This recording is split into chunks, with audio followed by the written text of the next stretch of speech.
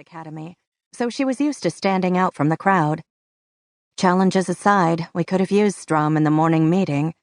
He had been the lead investigator on all of the current cases and had the best grasp of the overall situation. So my first meeting back at work consisted of hearing disjointed bits of cases and making assignments according to notes Strum had left. Fortunately, the open cases were all simple crimes: a drunken brawl between a group of friends in a pub and an assault outside a shopping center with a dozen witnesses watching. The previous week, Strum had completed the pre-trial investigation of a stabbing at a beach over the midsummer holiday, which had been the summer's most complicated case. My first few days at work were mostly taken up with paper pushing and meetings, which were an exasperating common part of my new position. Strum came back to work on Wednesday and settled back into his old office, which he shared with Lotte. He didn't stop in to say hi, so when his file boxes were still darkening the corner of my office at 1 that afternoon, I marched over to talk to him. Strum looked pale. His skin, usually ruddy with acne scars, hung pallid from his face, and his snuff-brown hair was mussed. His aviator sunglasses concealed his eyes, and a cigarette smoldered in his hand. "Howdy, Strum. Good to see you're feeling better. We should have a sit-down. There's a ton we need to review. What's your schedule like tomorrow?" "Who knows? Depends on whether someone gets killed tonight," Strum said. "How about a long lunch tomorrow? At a real restaurant instead of the cafeteria. My treat," I said, trying to sound friendly. Strum shook his head. "I have a meeting with the prosecutor on the beach stabbing case at 12. If you want a meeting, you'll have to wait until Friday afternoon. Would 3 o'clock work?" Frigging Strum. He was doing this on purpose. He wanted to test whether I would still be willing to work crazy hours after having a baby. Just handling our most important business would take at least 3 hours, and Strum knew it. "Yeah, that works," I said calmly. "You're tied up with that fraud case over in White Collar, right?"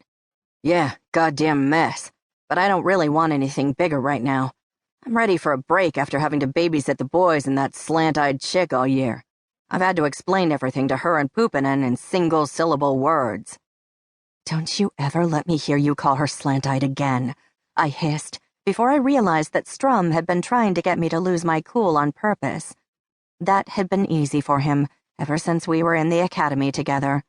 Strum just snorted, stubbing out his cigarette and lighting another. "Did you have anything else, or can I get back to work?" he said, indicating his computer screen, which had already gone dark. I could have sworn he'd been playing Tetris before I came into his office. "Friday at 3 in my office," I said pointedly, emphasizing my right to the boss's office and position. I wasn't going to let Strum smoke there anymore, even though I knew he would become increasingly difficult as the level of nicotine in his blood fell. By Friday, my stylish safari pants were dingy, so I decided to head to work in an old black sports coat and jeans. In the pocket of the pants, I felt something stiff. Anne Marivara's business card. I had completely forgotten my promise to call her about Harri. After my routine morning tasks, I pulled up the report on the investigation into Harri's death. It was short and to the point. As Koivu had said last October, it had been a simple slip-and-fall accident. Nothing had turned up in Harri's things at the scene of the accident or in his apartment to indicate suicide. I read the report through a couple of times, and when I ran into Koivu in the break room, I quizzed him about the case. It had been 10 months since the investigation, so it took him a minute to snap to, but the name Rödskär kicked his memory into gear.